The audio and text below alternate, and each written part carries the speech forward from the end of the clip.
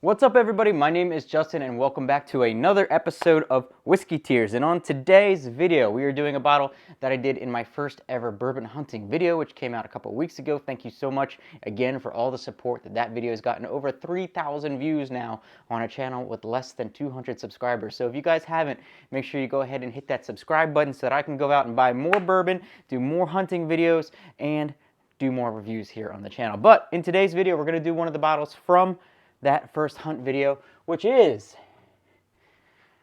Bardstown Bourbon Company. Oh gosh, here we go.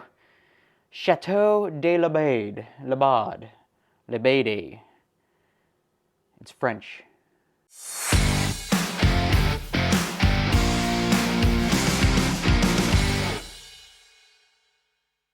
Okay, so in full fairness, I've only ever had one Bardstown before. You guys may or may not have seen the review of the Bardstown Fusion Series number 6 here on the channel. Gotta be honest, it was not my favorite bottle that I have ever had. Wasn't overly impressed with it. I know Bardstown comes out with tons of stuff. You guys have been telling me to try the white label, so I'll probably have to get the white label. I believe that's their standard bourbon that they have. But when I was at the store, I decided on this one because it was one that I had not seen anywhere else out. It was more expensive. I think this came in at $180, $190 after taxes, something like that. So a pretty expensive bottle.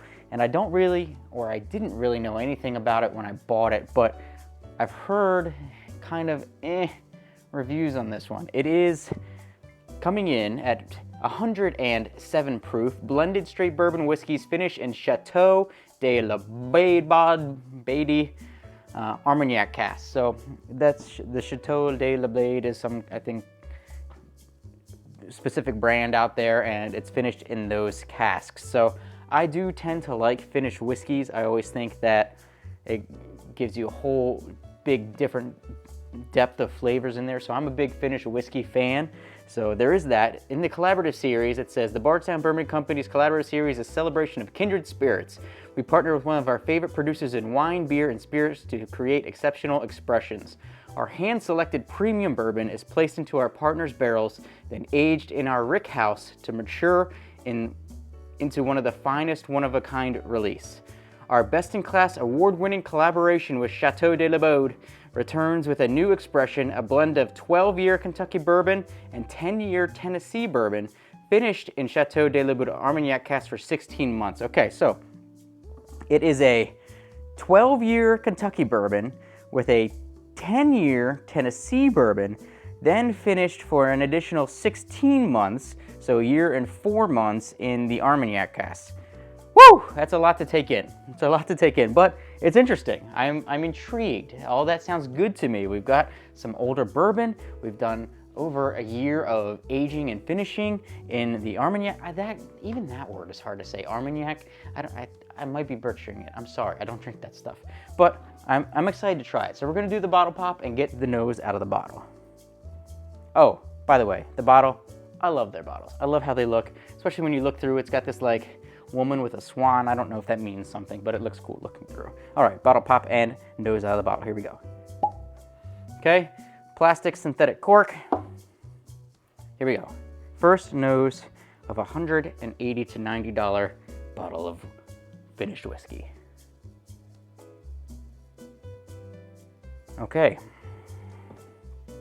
First things first is it's obviously finished. It's very obviously finished. There's tons of stuff going on there. I'm getting like prunes, figs,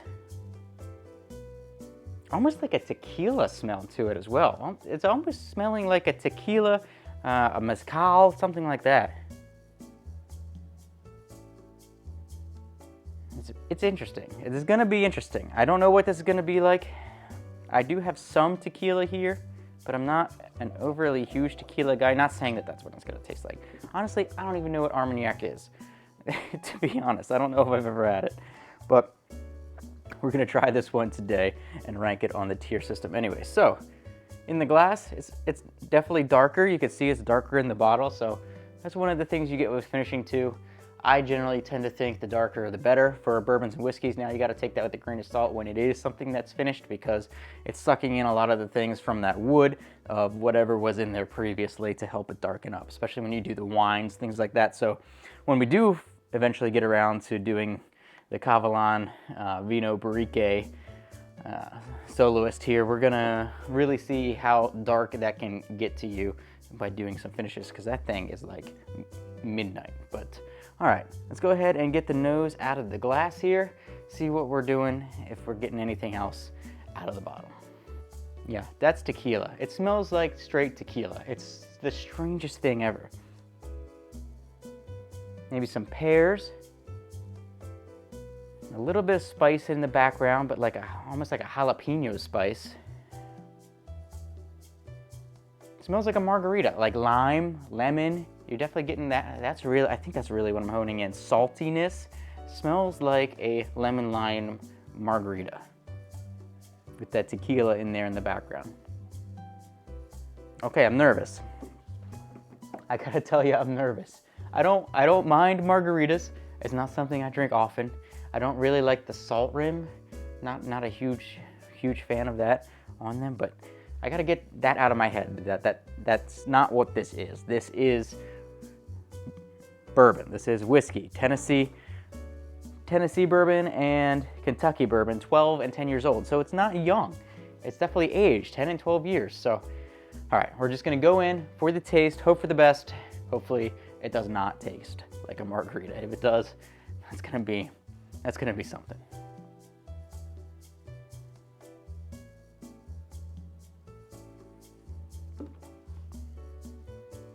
Good news, does not taste like a margarita.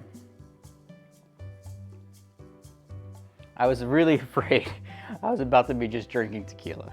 I don't mind tequila, but just based on the nose, I was expecting to drink tequila. All right, so now that I've gotten that out of my system, let's go in for the flavor notes here.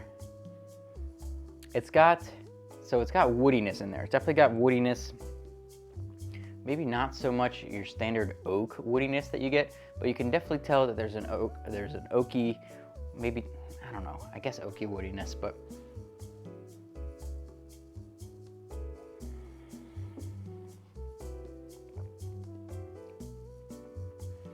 you got some caramel. I wish I had ever had or knew if I had Armagnac before, because I'm not exactly sure what I'm tasting. It has definitely got sweetness to it.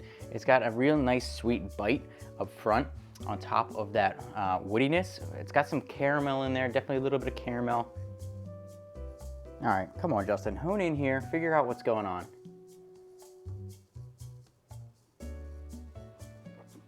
I think it is sage. I think there's sage in there. It's almost like on top of the woodiness and the carameliness, it's like a dessert wine, almost like a Moscato. If you guys have ever had a Moscato before, that real sweet dessert wine, but obviously without the bubbliness or anything like that that you may get in one of the sparkling wines. But it's almost what it's like. So it's got like a light green grape or raisin, something. One of the light green ones though, not like the dark purple ones.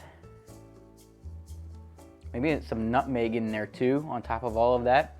So a little bit of the spiciness with the nutmeg on top of the caramel, on top of the woodiness, mixed in there with the real sweetness. There's like a real sweet jolt that you get out of this, which is partially caramel, but a lot of it is like that light green grape or raisin type of thing.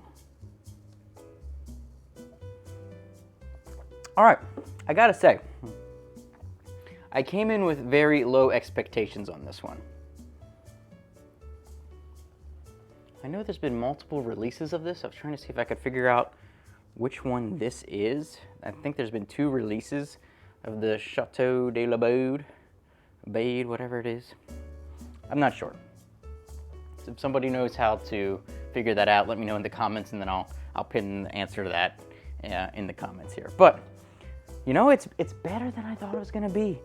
I was originally excited because I was gonna try something new from Bardstown at a higher price point, so hoping that the higher price point would translate to a better bourbon whiskey. It's It's definitely not your run-of-the-mill bourbon. It is not that. It's got a lot going on there, especially in the nose. The nose really throws you off at first, which I think it took me a minute to get past because it really smells like a tequila margarita.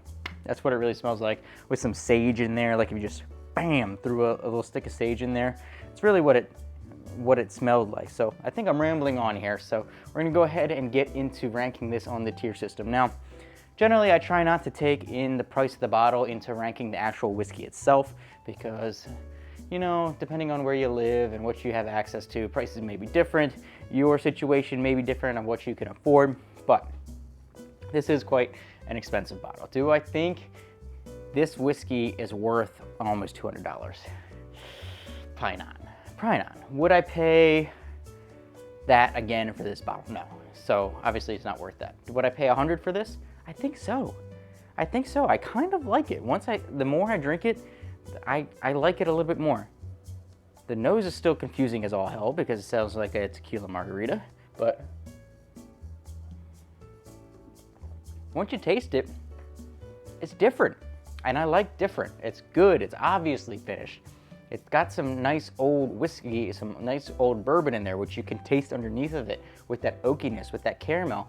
But then it's got, from the aging, all this stuff on top that just makes it so complex and unique. So I like it. I know it's gotten a lot of bad reviews online. I watched a couple of them. Not so much watched, but just saw it was kind of a negative connotation. I try not to watch too much ahead of time because I don't want to be influenced on my own reviews. But I also saw some people commenting on this one when I got it in the bourbon hunt video saying, maybe not. So, but yeah, I don't mind it. I don't mind it. Where is it gonna rank on the tier system though? That's the question. And well, I think the nose is screwy. That's crazy. The price, way too high.